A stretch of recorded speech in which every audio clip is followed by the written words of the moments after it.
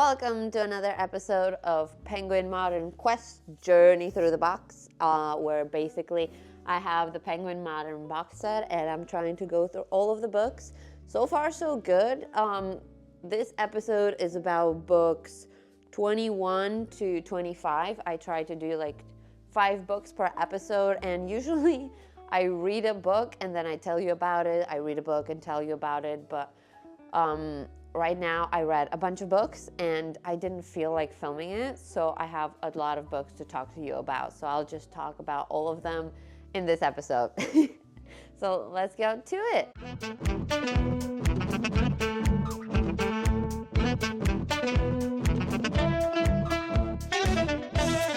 The first book that I'm going to talk about is book 21. This is 4 Russian short stories by Gazdanov and others. This is the book. The others are, so the stories are Kunak by Galina Kuznetsova, A Miracle by Yuri Falsin, The Murder of Valkovsky by Nina Berberova, and Requiem by Gaito Gazdanov. And these were translated by Brian Karetnik. So on the back, it says, in these short stories, 4 writers or exiles from revolutionary Russia explore 4 deaths in a world in which old certainties have crumbled. I gave this book, this is my reading journal, by the way. I'm going to glance at it from time to time to just remember what I thought about the books, because I have read them a while ago. I gave this book 4 out of 5 stars. I genuinely enjoyed majority of the stories. The one I enjoyed the most was The Murder of Valkovsky by Nina Berberova. I think, yeah, that's how I remember it. It's just, I thought all the stories have had a particular charm to them. Some of them didn't necessarily have a point, like the second one, A Miracle, or I didn't feel like they had a point. Even the story I enjoyed the most, none of them have a point. Like I said like 3 times already. They're just states of being, if you will. Like it says on the back, it's about 4 deaths. The one I like the most, by the way, this is a spoiler. I mean, the title is The Murder of Valkovsky, so how much of a spoiler can it possibly be? But in this book, there's a woman, she's cheating on her husband, and one day she decides she's just gonna kill her lover, and she goes there to kill him, and when she arrives there, she finds out that he's already been murdered by another woman, and the only clue at his death, at his apartment, is an earring from another woman, I assume, and she just takes it and leaves, and that's the whole story. But the way it was written, I loved it. For some reason, I really enjoyed it. It was just, it's told from the woman's perspective in a way, and I found it so charming. I don't know if charming is the best word to use, considering she wanted to murder her lover with whom she cheated on her husband, but it's still, I liked it. The second one was a bit weird, like A Miracle, is about a man who's just in a hospital because he's sick, and there's another patient that comes in the bed next to him, and he doesn't really talk, and it's just the interactions between the people who accompany this man who's recuperating from an addiction. I don't remember I think an addiction to morphine. It's some kind of painkiller, and the nurses are and the doctors are there to help him overcome this addiction, and at the end it has such a plot twist, because this is spoiler, by the way. If you don't want to be spoiled, skip 20 seconds. But they release him because good job, you overcame your addiction, you're perfect. But after he leaves, they discover a bunch of different bottles of morphine or something like that he took, so he didn't overcome anything. And in the end, he shot his wife and then killed himself. So he didn't overcome anything. And it's just told from this perspective of, again, a man who was in the hospital recuperating from an illness. And it's such a strange story. Like, there are 4 different authors in this book, but it somehow fits in the same vibe. And I love Penguin for putting these together, because I genuinely enjoyed reading them. I gave it a 4 stars. It wasn't a 5, but to be a 5-star for me, I just have to be in the right atmosphere. I have to be in the right mood. It doesn't have to be a literary masterpiece. I just have to fully enjoy myself. I enjoyed this, not fully, but I enjoyed it. So I do recommend you check it out. I thought all of the 4 authors had something in their stories, and it was overall a really nice reading experience, at least for me, even though this talks about murders. You know. Next book, we have book 22. This is The Distance of the Moon by Italo Calvino. Another strange book, and I feel like this is a reoccurring theme with penguinmodern short stories.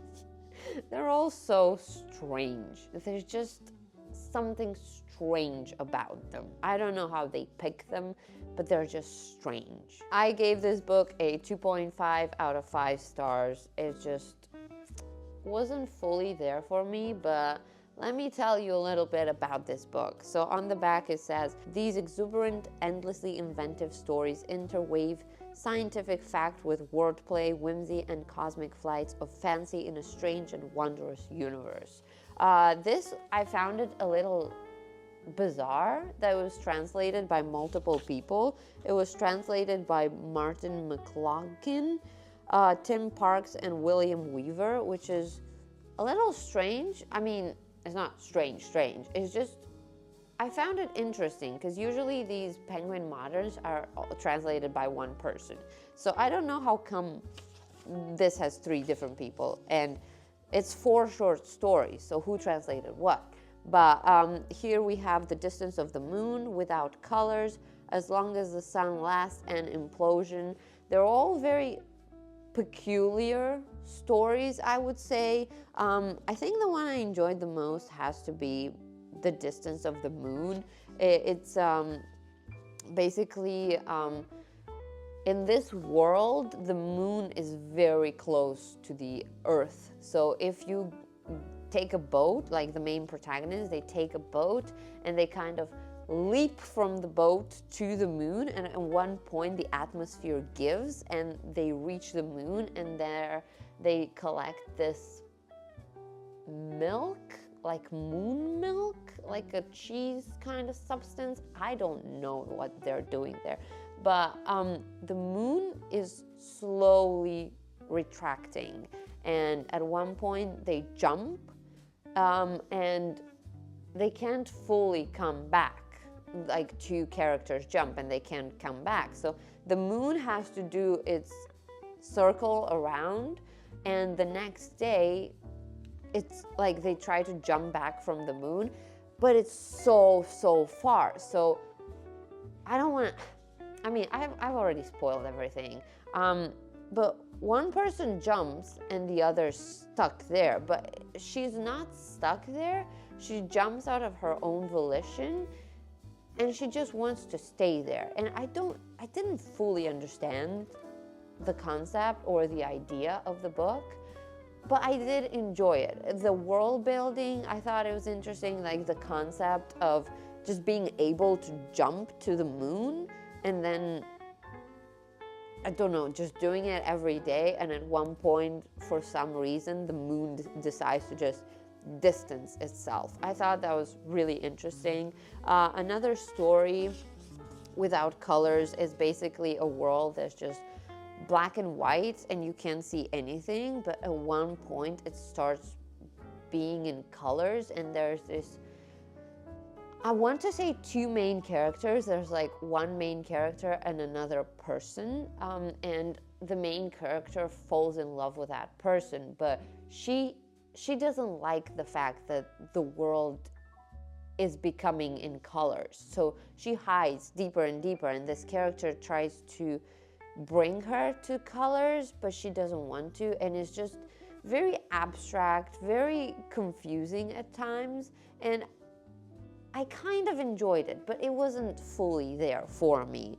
And the other two were fine. I didn't particularly love the other two. Like, they were fine. Not my favorite. There was a lot of like chemical talk that I just fully skipped over. There's one, I feel like, I don't remember which one. As Long as the Sun Lasts or Implosion, and it's about this king, and it's just so weird. It's just very weird. I didn't particularly like that. Oh, they're like their names in all of the all of the stories, the characters' names, so strange. Like one of the characters called QFWFQ. What?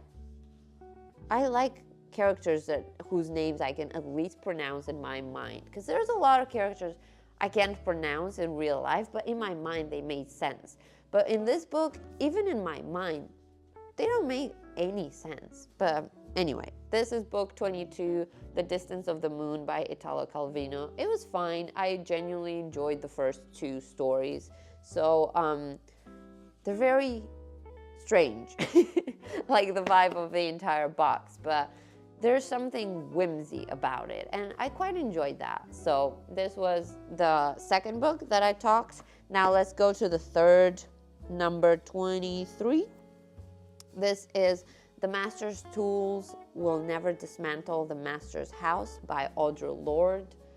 And on the back it says, from the self-described Black lesbian mother, warrior, poet. These soaring, urgent essays on the power of women, poetry, and anger are filled with darkness and light. This book is about feminism, and it's about feminism, but particularly seen from a Black woman's perspective, because they're not the same. They're very much nonfiction.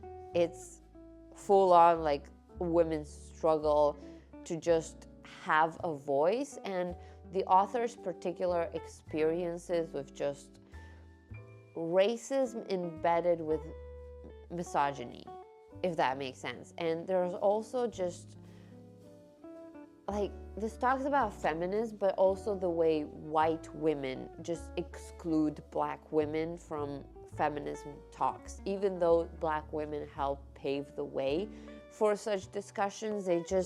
They're very much excluded. And unfortunately, I hate that this book is very much prevalent today. At least the ideas told in this book are very much issues today. Like, nothing changed. Maybe some things, but a lot of them are still relevant, and that is such a shame. I gave this book 2.5 stars out of 5. I thought the ideas were brilliant, just the struggles, and I thought it was just really good and important book. But I found I had such a hard time reading it, because this very much reads like academic papers. Maybe it was intended to be. It's very realistic, but it's just, reading this was very draining. I really don't mean anything negative by that. Like, the ideas in this book, very important. It's just, it was so difficult to digest. Maybe I wasn't in the right mood or like the right space, but it just felt very not what I needed to read at the moment I read it. This has 1, 2, 3, 4, 5. It has Poetry is Not a Luxury, Uses of the Erotic, The Master's Tool Will Never Dismantle the Master's House, Uses of Anger, Women Responding to Racism, and Learning from the 1960s. Now, the first one I thought was fine, like Poetry is Not a Luxury. It just talks about the power that poetry can have on people and the just expressing themselves. It's throughout the whole book, there's sprinkled like she talks about looking at the world from a non-European point of view. And I do understand what she wants to say with this, but as a European, that just made me laugh. I I understand she's talking about like the oppression exhibited by a lot of like white male in power in Europe, and a lot of like the philosophers, great thinkers, like the male European figures. But at the same time, that's not what Europe's all about.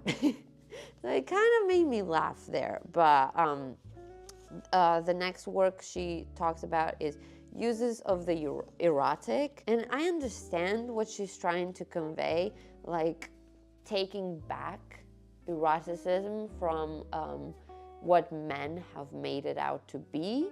Because she talks about eroticism not being pornography. That's just what the white male have ascribed it to be.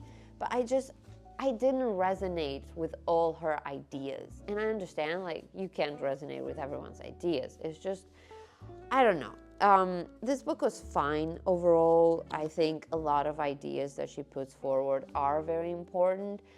I just I wasn't in the same frequency, if you will, with this book. But I do recommend it. It has some very important subjects that she handled. And yeah, this is all I have to say about this book. Penguin also tried to jam so many of her works, and the writing is tiny. So maybe that was another part of the thing. Because if there's a lot of words in one page, I sometimes get overwhelmed. Not in the, oh, I don't like reading. I genuinely like reading, but it just, reading small print in a small book, sometimes just the world's kind of muddle, at least for me.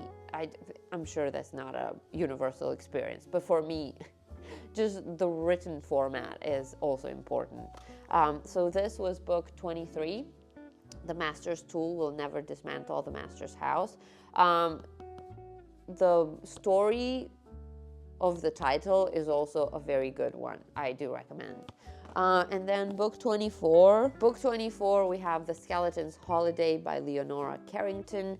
I thought this was full on like about Christmas. It's not. It has nothing to do with Christmas. On the back, it says, these dreamlike, carnivalesque fables by one of the leading lights of the surrealist movement are masterpieces of invention and grand guignol humor. I still don't know what that means. I gave this book a 3.5 out of 5 stars. This has 7 short stories. They're all strange. Can you believe that? Strange. Especially the first one. Like, when it starts with a strange story, know you're on for a ride. Because Penguin usually likes to put them towards the back. This is like full on in the front. The first story is White Rabbits. It's about this person who lives next to a very strange house. It's very old, it's very like macabre, and then she sees a woman there for the first time, and the woman's like, do you have any rotten meat? And she says like, no, but I don't remember what she said, but she says no. And then the woman next door is like, oh, if you do, please bring it here, my rabbits will like to have it. And that person is like, it's very curious, like, what does she want with the meat? Like, I want to see that. So she buys like a chunk of meat and lets it rot for the next week. And at the end of the week, she goes to the neighboring house and she's like, oh, I had some meat and I brought it over. And she's like, and the neighbor's like, wonderful, come inside, we'll feed the rabbits. And the whole house is like full of these rabbits. And there's also her husband suddenly appears, and the thing about the neighboring woman is she kind of glows, like, you know, Edward Cullen style of glowing.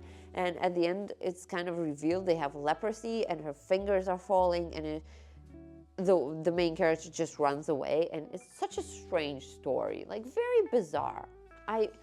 I'm definitely not the target audiences for this. I don't usually read bizarre stories, but this one was just very strange to me. It's also like it's like 7 pages, but it kicks a punch. Like the author really knows how to write short stories that will just keep you on your toes. Because I was shocked. I was kind of disgusted as well, but you know. What's the other that I want to tell you about? Another is like the debutante, page 14. I just need to make sure it's the one. Yes. So the debutante is this book about this girl who doesn't want to go to her debutante party because she just doesn't want to. And she goes to the zoo often and is friends with this hyena, like the actual animal. And for some goddamn reason, the animal is talking. And the hyena is like, oh, I can fake being you. And the girl is like, how would that work? Like everyone would recognize you. And the hyena is like, I'll just eat your mate and take her face. And the girl is like, oh, that wouldn't work because they'd find her body. Like, that's the most normal response ever. And the hyena is like, oh, that's okay. I can just eat her and no one will ever find her because I've eaten her. And the girl's like, okay. So they do that. And the hyena, like, kills the maid and then takes her face and starts eating it. But when she gets to the legs, she's like, oh, I'm so full. I can't eat it anymore. But I will keep it for later. Don't worry, I'll eat it. And the girl just stays in her room and the hyena goes to the party. And at one point, the mother rushes to the door of the daughter and she's like, oh my God, I know it's a hyena. And it was the worst party ever. And the daughter's like, what happened? And the mother is like, she started eating cake or something. Like the hyena started eating cake or something. And she was like, I can't do this anymore. And just ran off. And such a strange story. Like, how many pages is this even? 1, 2, 3, 4, 5, 6. 6 pages. And it's the most ridiculous thing ever. Like, what? This feels like one of those dreams you have that you suddenly wake up and you're like, what just happened? And then 5 seconds later, you forget everything because God did not grant you the power to comprehend such dreams. So everything just fizzes away, but such a strange book. And all of the other books in this are just as strange. They're like, there's nothing normal about this book, but it's still charming. I think the Skeleton's Holiday is one I disliked the most. It usually happens that the story, like the title story, is the one I like the least. But this book was very bizarre. If you're into bizarre stories, fully recommend reading this because they were bizarre, okay? But again, I gave this a 3.5. Didn't vibe with all of the stories, but a lot of them were intriguing. So there is that. And the last book that I'm going to talk about is book 25. This is The Finger by William S. Burroughs, as you can see. And this is translated by no one because he was English, of course. Is this the one I Googled? Because I remember Googling an author and thinking he was so strange. Oh, I think this is the author. Okay, so on the back it says, a deliberately severed finger, a junkie's Christmas miracle, and a Tangier con artist, among others, feature in this hallucinogenic sketches and stories from the infamous Beat legend. First of all, every author from the Beat movement that I have read are awful. The writing, pathetic, at least for me. Just some of the worst stories I've ever read. But this book I gave 1.75 stars out of 5. This has 1, 2, 3, 4, 5, 6 stories. They're so strange. I didn't understand anything. There's a lot of queer stories in the way that the main character is typically a man and he has relations with other men, and that's fine. But the like all of the men, like every single one that are in a relationship or are like something to the main characters, are minors. Like, this is such a pedo. I don't know how to call it. It's like a very police should investigate kind of book, because it is awful. Like, why do they have to be children? It's just, ugh. I remember 100% Googling this author, because I was like, this man cannot be real. He very much is. I Googled 2 authors, and one of the authors I Googled, I'm pretty sure shot his wife, and this might be the author. I'm not sure. Let me check. William. Yes! He shot his wife in Mexico City. Burroughs is believed to have killed his second wife, Joan Vollmer, in 1951 in Mexico City. There you go. Into minors and shot his wife. So maybe don't read this. It's not good either. So he is widely considered a primary figure of Beat Generation and a major postmodern author. I hate the Beat Generation. It's just, there's some bad books in there. Just bad. I don't know. I'm not going to Google anything more about him because, frankly, I don't care. His books talk a lot about the kind of character he could have been, because you don't just write about pedophiles that much. Like, you can, but put them in an unfavorable light. What is this? I don't want this. Like, one of the stories is, let me just read you the titles.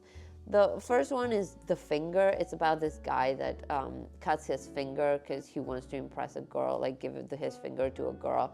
But the girl like moves before he can give it to her because he's put in an asylum before that. It's just ridiculous. The second is Driving Lesson. It's very confusing. It's about these 2 friends that one of the friends is like, let's just drive the car, and they crash, and then his father gets mad. Like, that's the whole book. The third one is The Junkie's Christmas.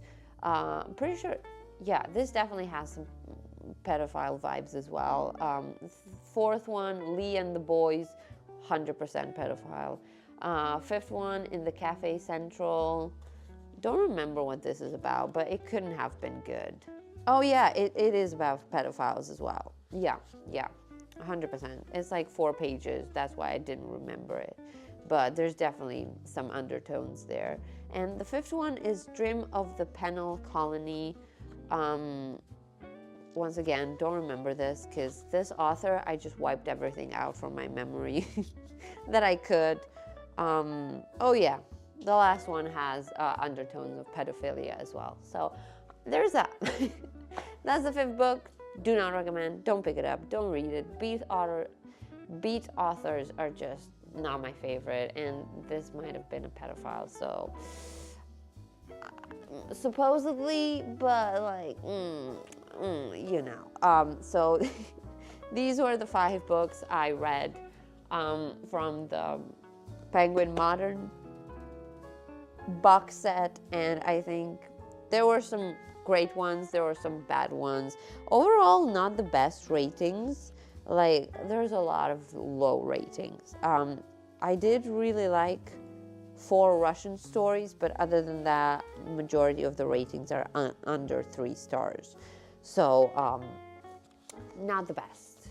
Definitely not the best. But I do fully recommend that you pick some or the whole box if you can, because it's so nice to go through different authors, just different genres, maybe books you would never think of picking up, or authors you'd never even encounter, but this way it gives you a snippet into the way they write and maybe just intrigue you into picking up some of their other works.